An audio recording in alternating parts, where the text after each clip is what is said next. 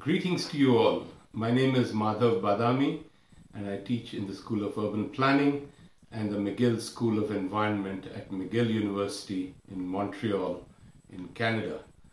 First of all, I should like to congratulate the Clean Air Initiative for Asian Cities on launching the Walkability website, and I wish this most worthy effort all success.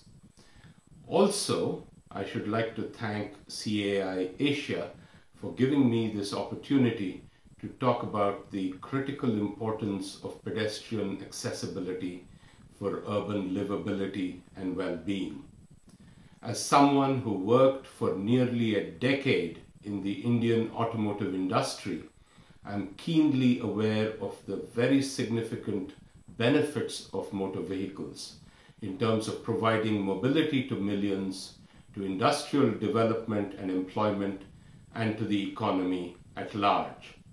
At the same time, though, the rapid growth in motor vehicles and motor vehicle activity is causing a range of serious and intensifying socio-economic, environmental, health and welfare and resource use impacts at the local, regional and global scales. While these impacts include growing road traffic fatalities and injuries, congestion, air pollution, petroleum dependence and climate change, the most important impact in my view is the loss of accessibility, most particularly for pedestrians.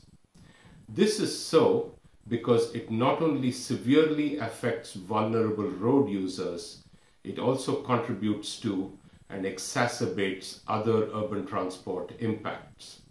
The more accessibility is compromised and walking, cycling and transit are rendered unviable, the more motor vehicle use becomes inevitable even for short distance trips, leading to a vicious circle of ever more motorization and impacts.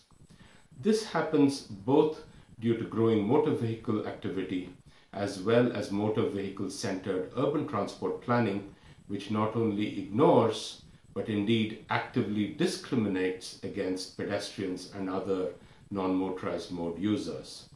Tragically, the growing impacts affect all, including motor vehicle users. Pedestrian accessibility is crucially important given the characteristics and needs of the Asian urban context. Because of low average per capita incomes and an urban form characterized by high densities and intensive mixed use, a significant proportion of trips are conducted over short distances and as well as medium distances. In India, for example, even though the trip shares of walking, cycling and public transit have declined, the majority of trips continue to be made by these modes. This is despite the natural advantages of urban form having been lost due to rapidly growing motor vehicle activity, the poor quality of the pedestrian environment and inadequate public transit.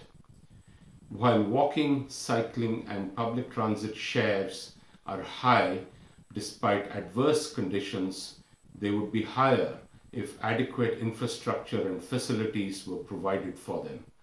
Just as importantly, they will continue to decline with serious implications for the already massive urban transport impacts if these modes are not adequately provided for.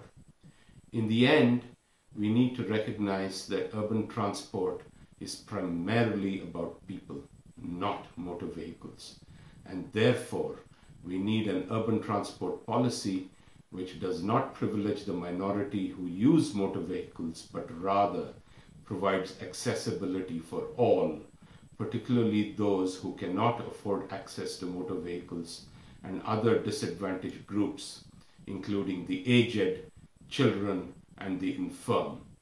Such a policy with infrastructure and facilities for pedestrians and cyclists, incorporated as an essential component of all urban transport projects, combined with quality public transit, pricing of motor vehicle use, and land use transport integration would curb the increasing use of motor vehicles, allow all modes to operate more efficiently, enhance the effectiveness of mass transit, cost-effectively mitigate the negative impacts of urban transport, promote road safety and social justice, and provide health, well-being, and livability for all, including motor vehicle users.